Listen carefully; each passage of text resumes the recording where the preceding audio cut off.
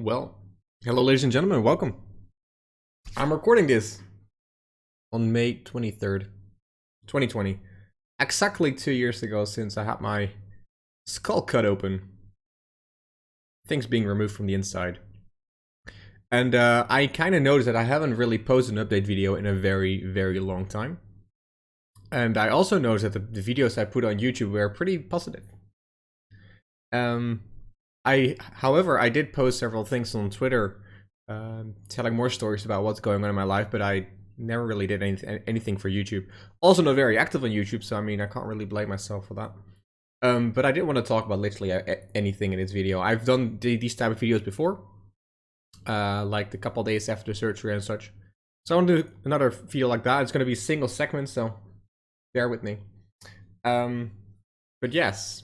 The reason being for not any negative things on YouTube is I don't always like to talk about my negative stuff. It's not that I want to completely look like everything is going 100% well, but to cry about stuff is not really my kind of thing. Also the reason why there's no real videos, honestly, but you know. The first videos I posted on YouTube are very positive, and that was mainly because my recovery went really well. The first few weeks or the first few months. Recovery went really well, and then I was like, let's start work again. And that's probably my first biggest mistake of my life, that I started work way too soon.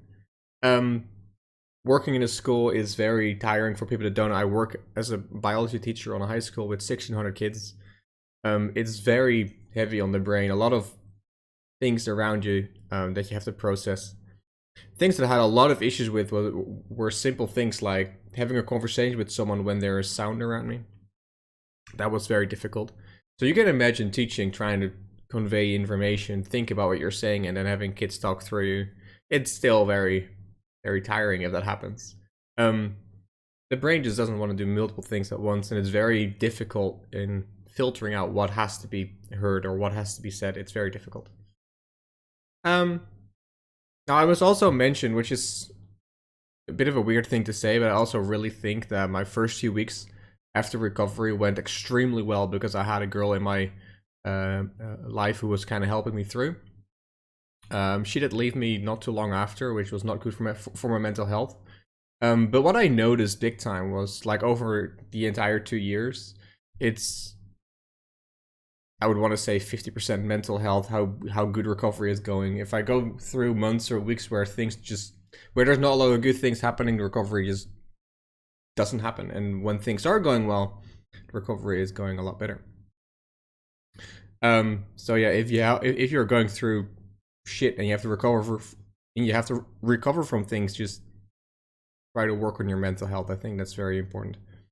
One thing that did go wrong in that part for me was that I asked for professional help in the mental health department, and it didn't really lift off. There was no one really helping me, and it took a very long time for professional help to actually arrive. It only started a couple months ago, which is weird, of course. There should have just been professional help right off the bat, but that was not the case. I also wasn't really shouting for it straight after the surgery, because I was like, well, I'm doing okay. But it took a very long time. It kind of got cut short because of the pandemic. The moment the pandemic started, their doors kind of closed up on me, and I had to do things myself again. I do have phone calls with my professional helper, but it's not the same. But you know. I want to talk about some stuff that are going well. Let's start positive, right? It's very difficult for someone who is going through a very long process to really say that's better, that's going good, because things are so gradually going better or not that you don't really notice it.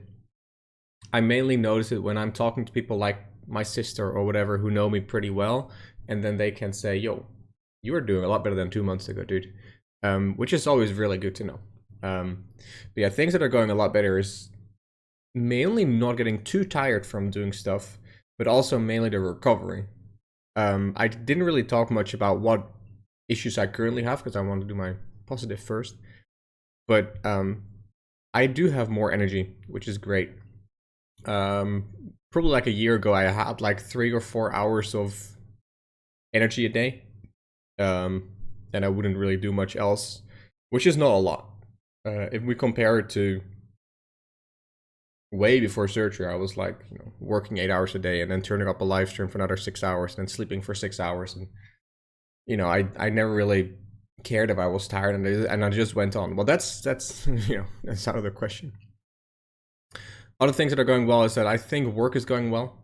I'm enjoying working in the school. Of course, now with the pandemic, it's shit because I have to work from home and I don't like that. But hopefully next school year we can work from location again, which should be great. Just working with people around you is just really something great.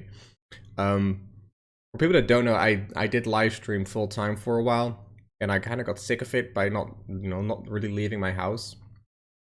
But live streaming is great. Making money with making videos and making streams is great, but you're gonna need to have a very stable mental health in order to do so, because you're not really seeing many people unless you actively search out for friends that want to hang out. So it was a good thing that I got myself a job. Really good thing. Other things that I think are going well. I'm pretty happy that I did get myself that job way before my surgery. Well, actually, not even that long before surgery. Like a couple months before surgery.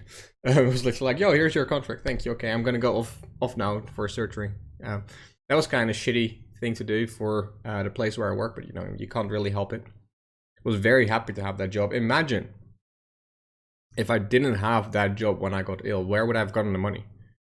Honestly, I mean, Twitch is nice and all with a few hundred extra euros a month, but I'm not going to survive on a couple hundred euros. I was very happy that I got that job. It was not a full-time job. It would have been amazing if it was,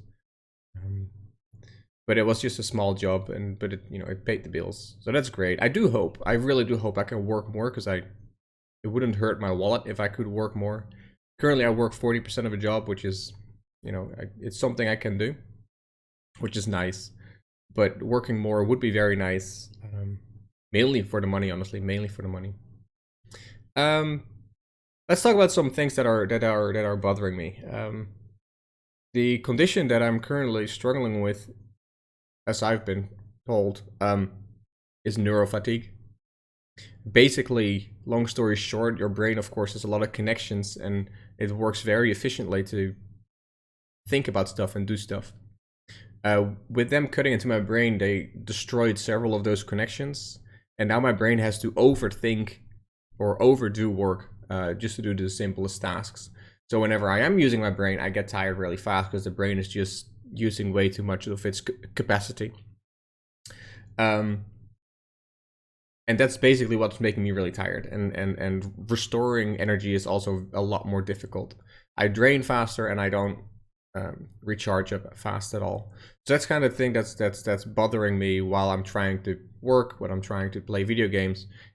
Literally actually anything. Reading a book, walking outside is easy though, but when I'm walking outside with someone talking next to me, it's like very, very difficult for the brain to actually cope with everything happening around me.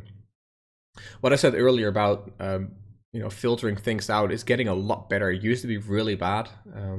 Like, let's say I was talking to a student or something during a lesson, and some other student was tapping his finger on the table. It would literally drive me insane. Luckily, those things are a lot better. So that's great. That's absolutely great. The thing that's mentally really challenging for me is how different my life is. As I said before, I used to work and I used to stream many hours every day. I didn't really sit still much. Of course, I was sitting on my chair playing, well, mainly RuneScape or other things, but I was always doing something. And right now I just can't. It's very difficult for me to turn up my computer and then play a game for 12 hours straight. That's just, it will make me extremely tired and will give me headaches. Not a good thing. I don't see myself returning to that lifestyle of being able to do something for 12 hours in a row. Maybe in a very long time. We'll see. But oh well. Oh well. I hope to be able to work a little bit more, as I said, mainly for more income. I wouldn't, hate more money, but we'll see. One other thing that I don't really see myself ever becoming is the top live streamer that I once used to wanted to be. I did say, of course, that a full-time live stream was just not my thing. But being, a top live streamer would be great. But I just don't really see myself having the energy for it. I was looking back of some old live streams that I used to do, and just the look on my face was different. The way how I responded to things was different. I was just way more alert, way more energetic. And if I look at my streams now, they're just, I can still play the game decently, and I'm still good at the game, and I'm still funny sometimes, I guess, but it's not the same. I've changed a lot in the last 2 years. I've gotten, really down. If I wanted to give it a name, it's something I'm gonna have to live with, I guess, and hopefully things will get better and better over the years. It's a interesting thing how long it's taking. Honestly, I didn't expect it to take 2 years. When I could literally post this picture an hour after surgery or something, like just looking fresh and, well, not really fresh, but looking like I can rule the world, and then like a day after, like 2 days after, day after, I was smiling. It's insane to think about the process in a couple of days, in the first few weeks. I was looking up a video that I made 1 week after my surgery. And it was about how my hand was doing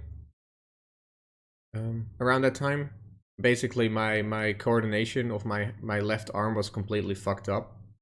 I couldn't really feel very well with it, and when I was trying to move stuff around, my hand just shook back and forth, and I couldn't really have any coordination in what I was doing. I was really scared that was not going to go away, because even having my left arm on my keyboard to try and press a button, I would not have the coordination to press the right button at all. Let alone think about doing stuff like playing a guitar or using that hand for driving in a car or on a bike. It was fucked up. So I'm pretty happy that that's no longer the case. Like things like simple things like this, I was not able to do that this fast at all, and now there's no issue. So other things that they made me do was like touch my nose with my finger to train the coordination. Luckily, it was just because of swellings, like bruises within the brain, and they kind of went away. So, now what about my future? Let's talk about that. So for people that don't know, the cancer isn't really gone. They got most of the part out, of course. And right now I got MRI scans every 6 months. There's one planned up next month to see what's going on inside and how fast it's growing and whether they need to do something. I'm a little bit afraid of chemotherapy and radiation therapy. I'm afraid of the chemo because I also have diabetes. I don't really know what that entails, but I do know that several medications I got during surgery were terrible with the combination of diabetes. Radiation therapy in my brain sounds really deadly. I'm just gonna put it out there. It could go wrong, and it could literally, be very, very bad for my brain. So I'm trying to postpone this as long as possible until they really say, "Yo, Thomas, you got to do it." But we will. I'm gonna wait as long as possible, mainly because every year there's new stuff coming out for cancer treatment. There's always a lot of research going on, and I want to wait as long as possible to have the best treatment possible. So I'm going to wait for that a little bit. I do hope that I'm not going to drop back to a really destroyed brain afterwards, but we will see. Currently working 40% of a job. I did ask to work more. I haven't heard back yet, but I do hope to work a little bit more. Would be really nice. Even just a little bit more would be very welcome. For YouTube, there's a big question mark. I've sort of been semi of a perfectionist when it comes to videos. You might not think that way, but that's okay. But making a video takes a lot of time and a lot of thinking about what you're doing and collecting clips and getting the right music and doing the good voices, whatever. I just don't have the energy for that. It's not really bringing me much other than making me tired. It's not like I ever did YouTube for the money. I never made a lot of money with YouTube. So, most videos would make me 5 or 10 years or something. And if you work hours on that, it's not for the money at all. And I'm currently not in the right mood to really enjoy that kind of thing, that kind of work. I'd rather go live on Twitch and talk to people and just play the game. It's a lot easier for me to just sit on my chair and talk to people on the Twitch chat. So I am streaming, which is a bit of a funny thing because I see a lot of people in game, and then I'm like, "Yo, do you still stream?" I'm like, "Yes, I was live yesterday and the day before that." People don't really see that because when I go live, maybe I got like 50 viewers. Not that's bad or anything, but I'm like way down in the category of the old school RuneScape, so people don't really see, which is annoying. But I am live, so if you want to hang out and chill or have any questions about my situation, feel free to join in and ask. I'm an open book when it comes to my brain situation. We will see. I do hope things will get better and better over time. I would love to say that this was a very positive thing. I mean, it's 2 years, but I'm still struggling. I really am. Things that make me tired, make me very tired, make me stare into the distance until my brain decides to be normal again. I sleep a lot. I try to take good care of myself, but it's difficult. And I would have loved if it wasn't this difficult. But I guess this is what life is, right? You just carry on. You just accept what's happening to you and you try to make the best of it, and that's what I'm doing. I wrote a little poem. It's Dutch, so if you're not Dutch, I'm sorry. But I'm going to end on this poem, and I thank you for watching. Bevraag maar wat raak. Hoe gaat het? Ja, goed. Alles goed? Ja, alles is goed. Op alles na wat ik jou niet vertellen wil. Bevraag maar wat raak. Waar is de goede dag gebleven? Wat is er mis met hallo? Hallo collega. Goedemorgen collega. Het wordt geroepen. Hoe gaat het? Ja, goed. Alles goed? Ja, alles is goed. Op alles na wat ik jou niet vertellen wil. Bevraag maar wat raak. Meisje komt de school ingerold in een rolstoel. Zuurstoftank en wel. Hoe gaat het? Ja, goed meneer. Alles goed? Ja, alles goed mevrouw. Op het feit na dat ik doodziek ben en maar 2 vakken op afstand meedoe. Niet naar school kan. Het enige wat ik van school heb is een rij met kaartjes van klasgenootjes. Klasgenootjes die ik bijna nooit zie. Maar alles is goed. Op alles na wat ik jou niet vertellen wil. We vragen maar wat raak. We willen niet weten hoe het met je gaat. We vragen niet of alles goed is. Wat een onzin, alles goed. Bij wie is alles goed? We vragen maar wat raak. Alles goed? Op je vervelende situatie na? Vragen we nog wel hoe het gaat? Kunnen we slechte verhalen nog wel aan? Bij iedereen moet blijkbaar alles goed zijn. Behalve als ik alles wil vertellen wat ik anderen niet vertellen wil.